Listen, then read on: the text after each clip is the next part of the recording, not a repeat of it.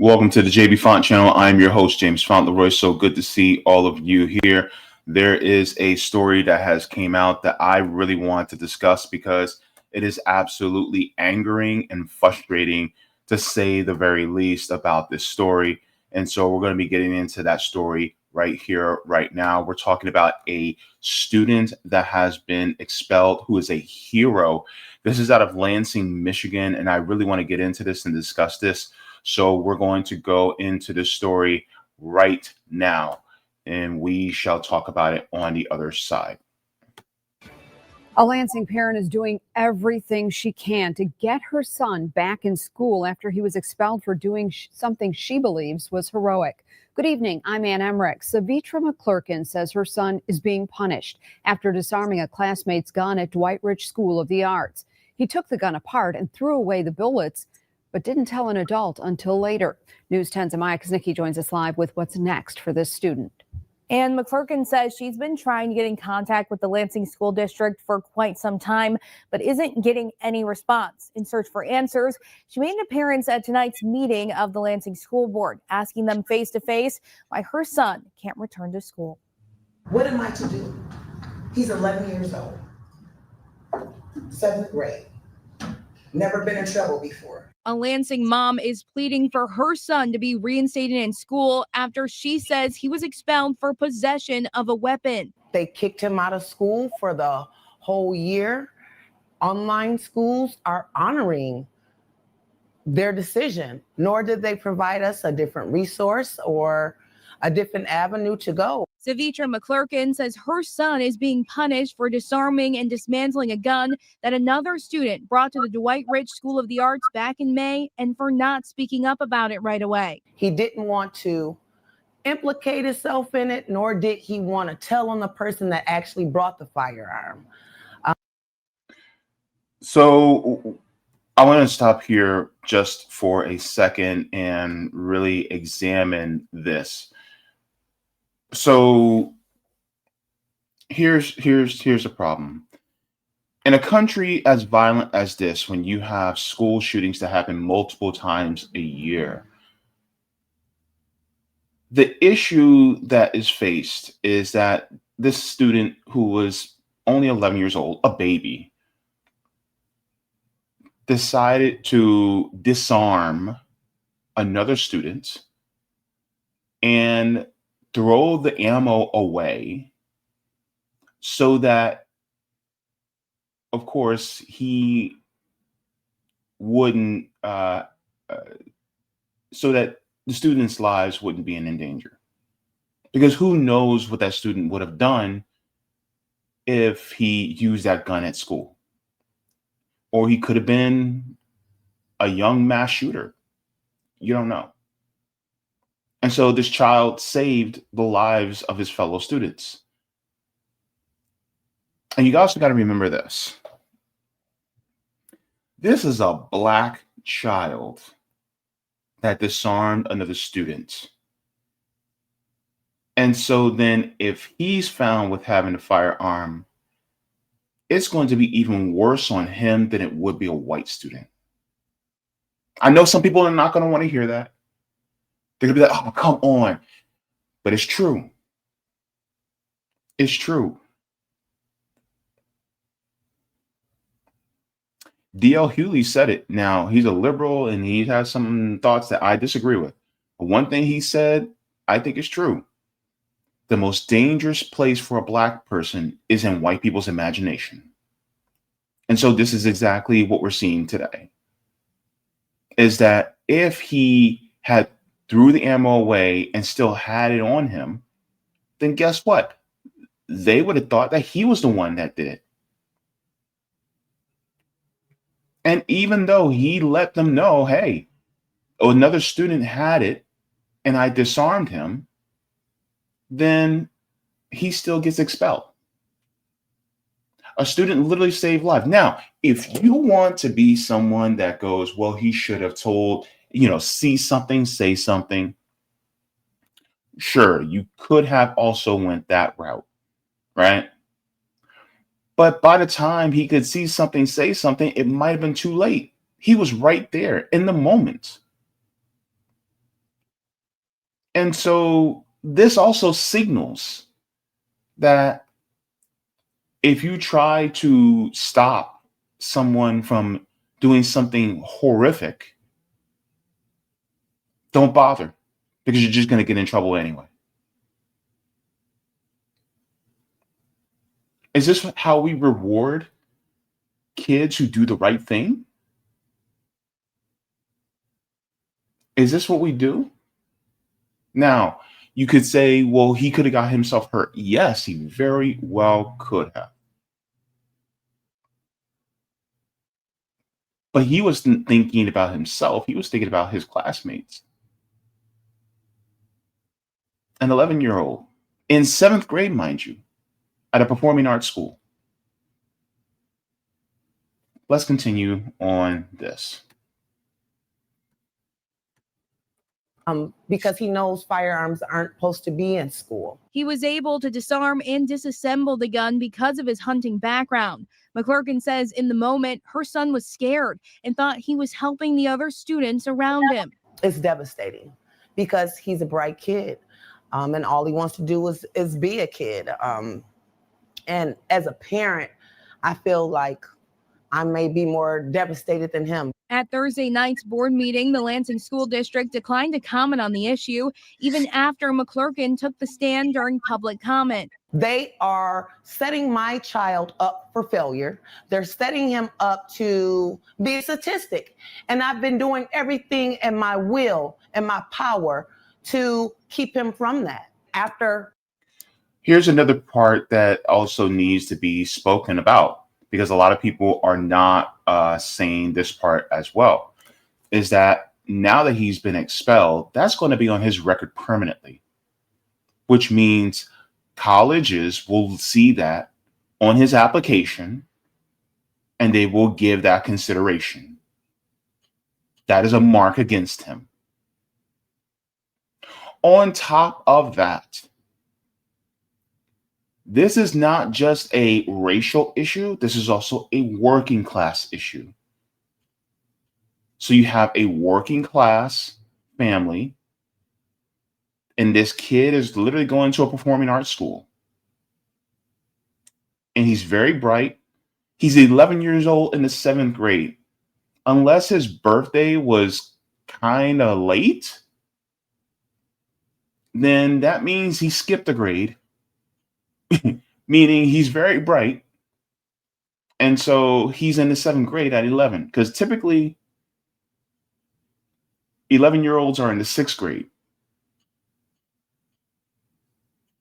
Maybe even, but depending on their birthday, the 5th grade. But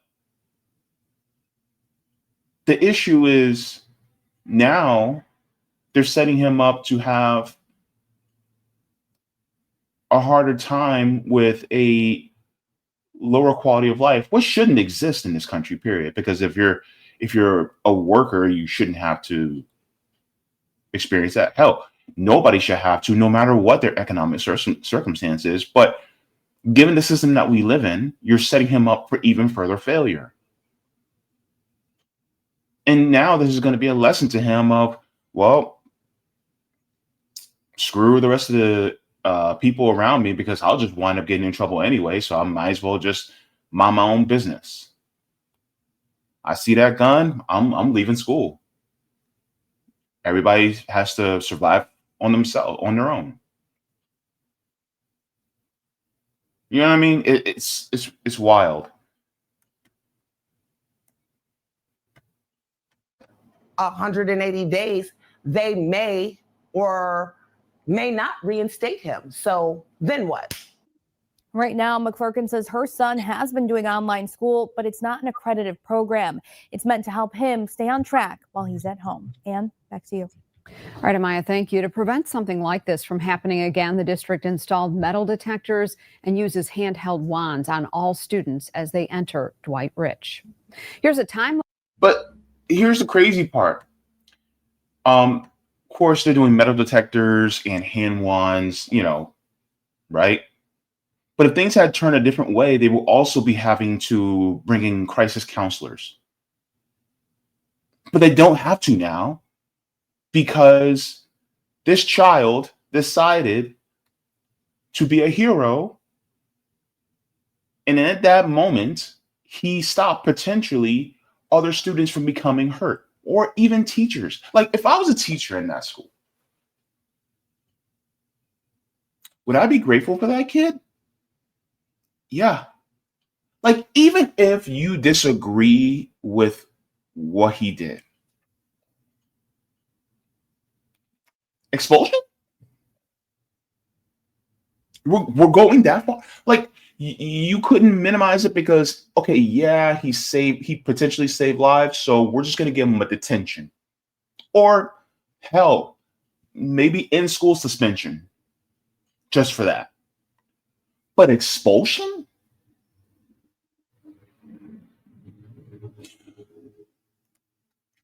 I'm making an assumption here, but something tells me I'm right. Something tells me that kid that brought the gun to school was white.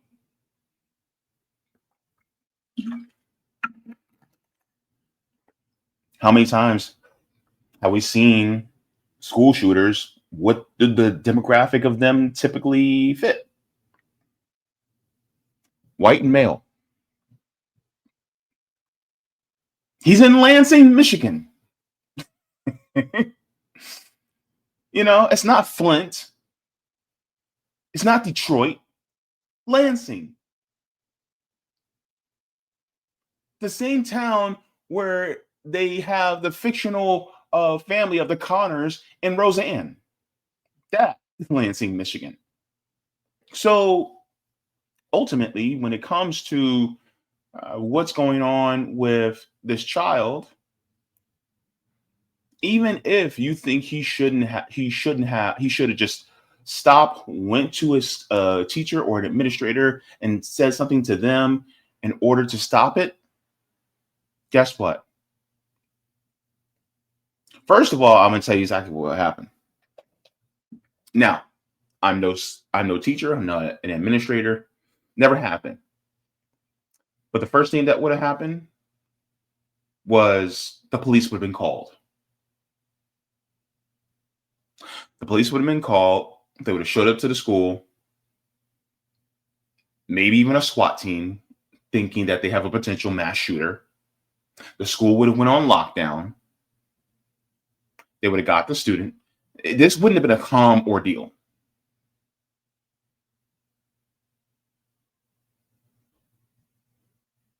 And then potentially you would have scared that student. And he emptied the gun, meaning it was loaded. It was loaded. So therefore, it could have ended so much worse. Not only students and teachers probably would have been hurt or perished, but even law enforcement. You never know. Because kids watch shows and movies and then they think that they can carry out some of this stuff. Not always, not even most of the time. I mean, a lot of times, they don't really act it out like that. That's far few in between, but it can happen.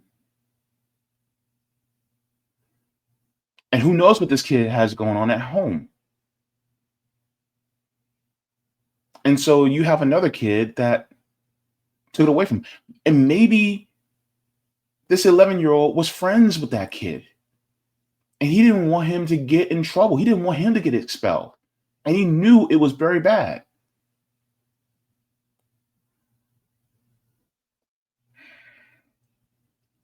So here you have a good kid that's a hero. And he gets punished for being a hero. He gets punished for doing the right thing.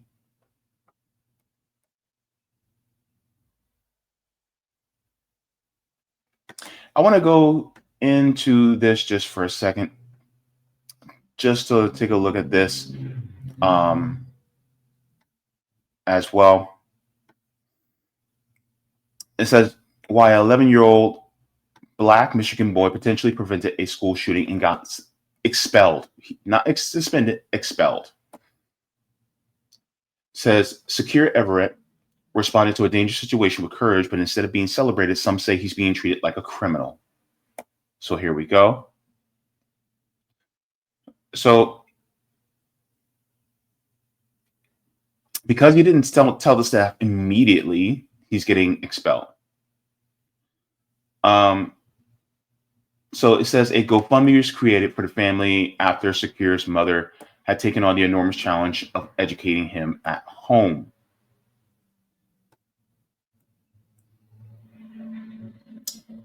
So this has forced her to cut back on work, creating serious financial strain on their household. So this is the class aspect of it as well. Here we have now, because of this event and how they're treating him, now they're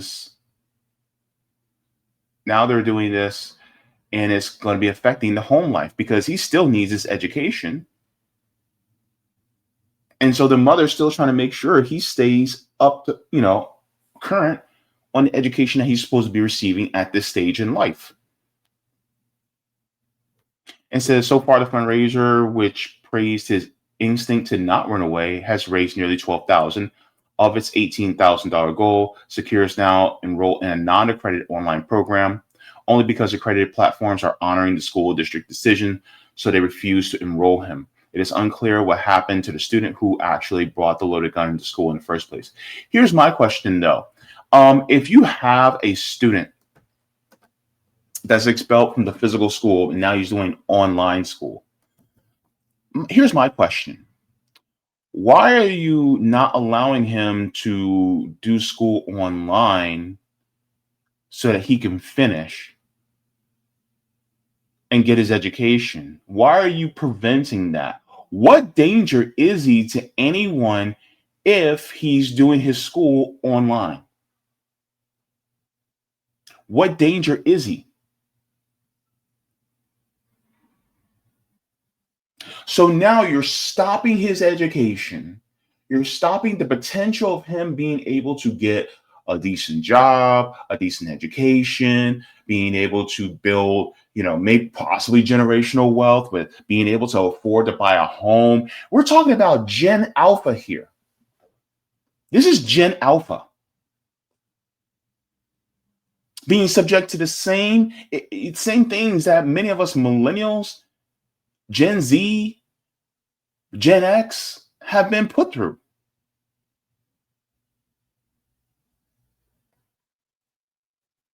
And so he has to go through a non-accredited. So is it really going to matter when it comes to college applications?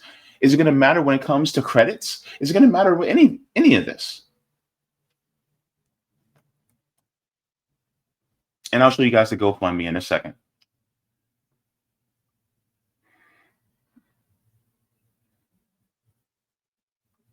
It says it's unclear what happened to the student who actually brought the loaded gun to school in the first place. So it says they said Sakir's expulsion was a last resort, but was necessary after thorough investigation in accordance with Michigan law regarding dangerous weapons on school property.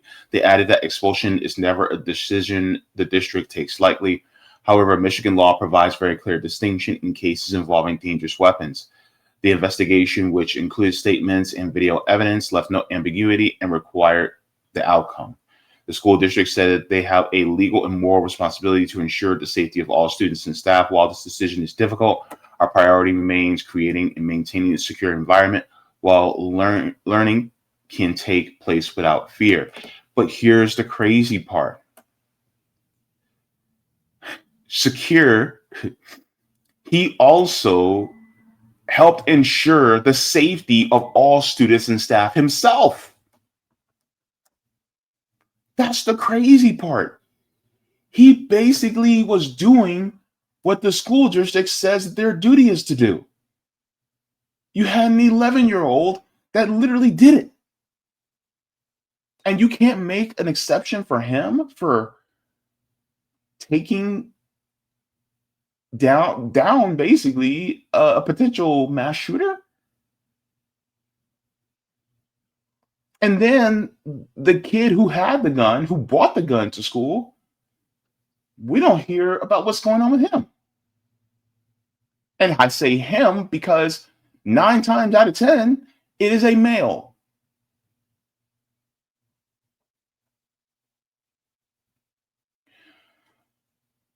So this is why this story should be concerning. It's outrageous because ultimately the facts are that this kid actually saved lives, potentially saved many lives. Here is the GoFundMe. So far, they raised $37,000, just over $37,000. I'm honest with you, their goal is 55,000. I think that the goal should be higher if it were up to me. And I will be putting the link to this GoFundMe in the description down below so we can help Sakir Everett continue his education, and so that his mom can make sure that he gets the education that he needs. And so here is other photos with him as well.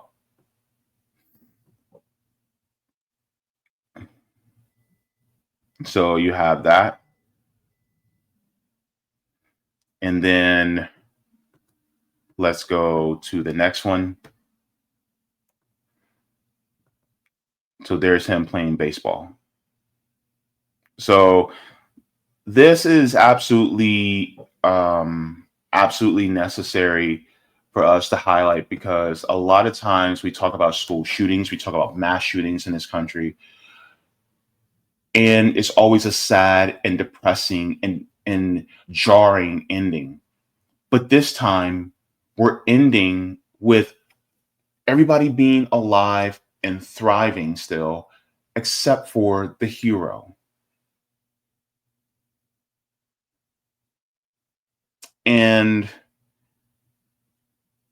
honestly, I think that the court should step in and say, you know what, we're going to make an exception because, or we should make an exception for this case because this child literally saved lives. But tell me what you think, especially about this story. Do you agree with what the school did? Do you agree with their actions? And if you agree with what the school did, do you think going to the degree of expulsion within the state Michigan law as well as the school board, do you think that that was the right decision, or do you think that was too far overboard, or do you completely disagree with the decision completely? And do you think that the child was completely justified in doing what they did? Let me know. Also, let me know, as far as education is concerned, are you in education? Are you an educator? Are you a teacher? How would you feel if this happened at your school? Or if you do work at this school, then how, do you feel about what happened? Let me know in the comments. And thank you very much to everybody for tuning in for this. Please make sure to like, share, and subscribe. And yeah, I will catch you all in the next one. And please make sure to talk to your kids, especially about potential dangers like this. And even if they do stop somebody like this, make sure to tell an administrator immediately, because I don't want this to happen to any other child. But at the same time, I want our schools to be safe. And part of that means also changing the system and being the change that you want to see. Take care, everybody. Thank you so much for watching, and I appreciate it from the top and bottom of my heart. If you'd like to see any more, you can look